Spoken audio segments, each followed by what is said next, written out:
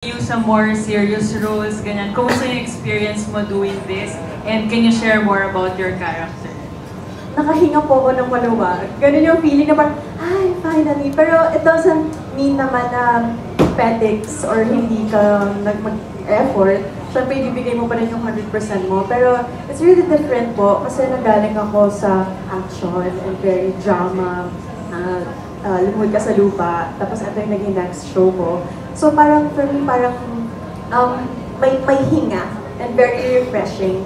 And nakakatuwa na nalagay ako dito kasi very ano siya eh, parang mapapakita ko din yung ibang side and makakapag-explore ako well with my character.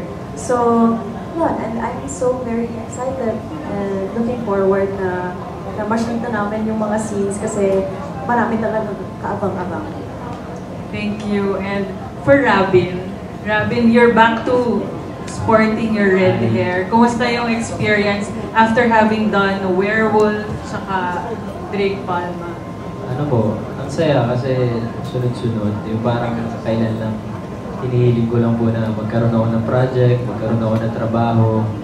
Kahit na mag-talent pa lang po muna o gano'n. Tapos ngayon bigla tuloy-tuloy. Yung parang hiniling ko lang na sana magkatrabaho ako kahit hindi na ako matulog, kahit hindi na ako magpahinga. Pinagbigyan po ako ni Lord, hindi na po talaga ako natutulog ngayon.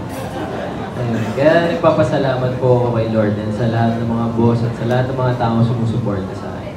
Yun po. Thank you. Thank you po. Thank you so much po, Miss Kate. Up next, we have from Abante, Roldan Castro.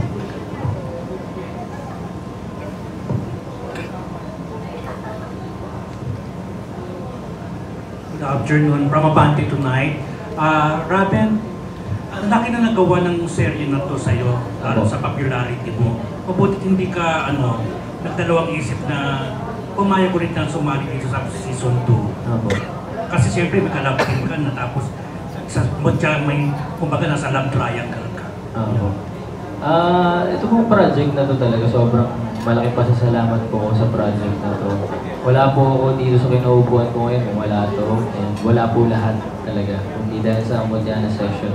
Kaya sobrang laki po pasasalamat ko sa lahat ng tao. Andres, Ashton, sa lahat po na tumulong sa amin. Maraming salamat po. And kahit may ka-love team na po ako ngayon, parang open naman po kami ni Angela. Parang kahit anong project po na ibigay sa amin, gagawin po talaga na. Pero walang twist na yung love team nyo dito sa Amodiana Section. Wala pa, Ate Lara, no? Wala pa po Wala pa? Wala pa po. Ayun. Salamat po. Thank you. Direk, gaano yung challenge mo dito sa dami ng mga bagets na i-direct mo? Paano po yun? Actually, swerte po ako. Kasi si Directed na ang nakapag-assemble, nakapagpiga, nahihanda ang mga bagets. So I think, I've been hearing from their collaborators from season 1 na actually proud daw sila sa mga boys, kila Ashley, sa mga girls, na talagang nag-level up yung discipline, yung, di ba, na ngayon, hindi na kasing gulo. Magulo pa rin, pero disiplinado. Pero ano na-discover mo sa love team ni na Astin at saka ni Andres? Ano ba na-discover ko? Kinikilig ka ba sa dalawa? Ay, naku. Ang mga tawa sa tabi ng Video Village. Ewan ko kung narinig nyo rin ako minsan. Kasi ano naman po ako, hindi ko tinatago ang reaction ko each time na nag-take. Kasi feeling ko dun effective, di ba sir? Pag ayun. So, meron talaga. Kapag napapanood mo pa lang sa rehearsal, there's really something about this tandem that just really clicks and works. But also because they're very hardworking. I love working with them, with all of them. But yun, of course, si Ashton and si Andres, they carry the show with sobrang dami nilang scenes every day. I really love the idea that they look out for each other, not just with each other, but with the rest of the cast. So may ganun kasi silang quality about their tandem. Yun. Okay, thank you, Direk. At siyempre sa Astres, may pressure ba sa inyo at saka nung malaman yung may season 2 itong serye nyo since successful na yung season 1? Sa pressure naman po, parang sa tingin ko, kahit anong work meron, kailangan may pressure talaga. Kasi kung walang pressure, you're not you won't be as inclined to give it your all. Pero, ayun nga, really the emphasis talaga is we just want to make a show that everyone can enjoy. And the storyline on its own is very beautiful, and with the right production team, with Direct P and our producer, Miss Iris, talagang, I believe that because of how complete we are as a unit, as a cast, talagang di kami napapressure ngayon. Parang we're enjoying the whole process, and I think yan yung pinaka-importante talaga. Kapag nag-i-enjoy yung proseso ng shooting and the whole project on its own, I think everything will follow. Ako po, una ko pong na-feel nung nalaman namin magkakasino. Siyempre, excitement. And kasi kasi ako hindi lang ako, for sure sila lahat din na sobrang lapit din talaga na nila sa section E. Kasi sobrang, ang dami talagang na-open na opportunities na doors, hindi lang sa akin, kundi sa aming lahat.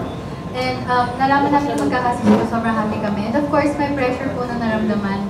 Kasi parang, alam mo yun, sana mahalin pa rin. Kasi ang tagal namin na-stop. So, naisip namin, nagsawa na ba yung iba? Or kapag tinuloy ba namin to na ganun katagal na yung gap, may excite pa ba sila? Ganun. Pero, na-realize ko parang, as long as ina-enjoy mo, mas mabibigay mo kasi yung best mo. And kapag binibigay mo yung best mo, mas mapipil ng audience na nag-enjoy ka lang. Mas ma-enjoy nila yung papanood mo. Okay, thank you. Thank you so much po. Up next, can we have from Philstar, Ms. Dolian Carvajal.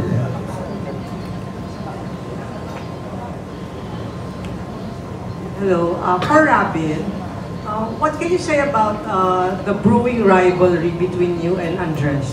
Kasi yung fandom niyo parang rabid fans, yung nakaka-apekto ba yun sa friendship niyo ni Andres? Or it's a healthy competition? Ako po, hindi. Parang pagbalik po namin na magtitaping namin ng Mutya, parang na-miss pa nga po namin yung isa't isa eh. Talaga doon sa workshop po, may workshop po kasi kami kay Miss Ana Fileo. Napag-usapan po namin yan kung nagbabasa-basa ba ako, ganyan-ganyan. Kasi simula po nung nagsisimula pa lang kami ng ang Mutya na Section E, sinasabi sa akin ni Andres, parang sinasabi ko po sa inyo lahat na parang kuya ko talaga yan.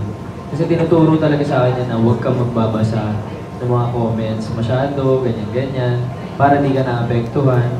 Kaya nung sa workshop namin, napag-usapan po namin yan na meron talagang times na may nababasa ako mga comments, tapos minsan nalulungkot po ako. Tapos parang ni-remind po niya ako dun sa workshop na yun na okay, game na ulit tayo, mag-shoot na ulit tayo, huwag kang magbabasa-basa ng mga comments masyado para di ka naapektuhan. Yun po, okay po kami. What can you say, Andres? Ayun nga, sa tingin ko din, like, when we come to work talaga, we're all friends, really, and that's what was the beauty of ang Mutya ng Section E talaga, was the bond with everyone in the cast, and I think that's what brought the magic, really, and kahit naman nag-aaway sila minsan, it's important to try not to look into it too much talaga, because at the end of the day, we're all friends, really, and we enjoy each other's company, so parang, really, at the end of the day, I don't see it that there's a rivalry, honestly. I see that they're just very supportive and they just want the best for us, and ayun. They're just fans, being fans, mga supporters. And for the rest of the cast, kasi yung title as JJ and Yuri, and what the JJ and Kiefer tandem is as well. So I think, kaya siya masaya makita at mapanood kasi iba yung nabibigay, ibang flavor yung nabibigay. And I think with season 2, parang actually when I was reading the script, yung book ni Lara and then the scripts, parang I think ang bago dito na ngayon natin makikita is kung paano maging kilig tong dalawang to. Diba? Yung talagang parang kilig na parang pang high school. Yun yung na-excite ako nung binabasa ko siya. Tapos with JJ and Yuri naman, it's really how they handle the seriousness and gravity ng situation nila. Since they're coming from an engagement at their age. So, mas seryoso, yung drama is really there at ibibigay talaga nila yun. So, yun siya. And parang how do you plan? Kasi nga, like you said earlier, yung first season was lighthearted. Yes. You can just enjoy getting to know the characters. How are you approaching yung kumbaga shift sa parang theme or dun sa maturity ng... Yeah. I think may balance talaga. Kasi especially when I reviewed season 1, it took me like 2-3 days to watch it overall. Kasi nga the energy, di ba? Yung energy of watching the show. Ang saya niya i-binge watch. So dito, di naman mawawala yun at all. Actually, parang lalalim lang din talaga pagtingin natin sa characters without losing the spirit nung season 1. Or what made season 1 so successful, so watchable, and so great. Yeah.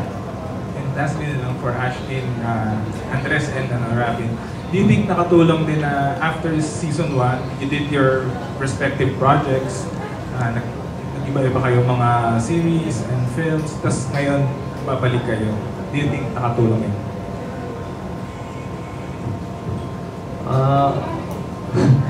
Opo, sobrang nakatulong yung mga ginawa ko pong projects kasi ang dami ko po natututunan eh. Kasi gusto ko po, sa bawat project na ginagawa ko, may bago akong matututunan.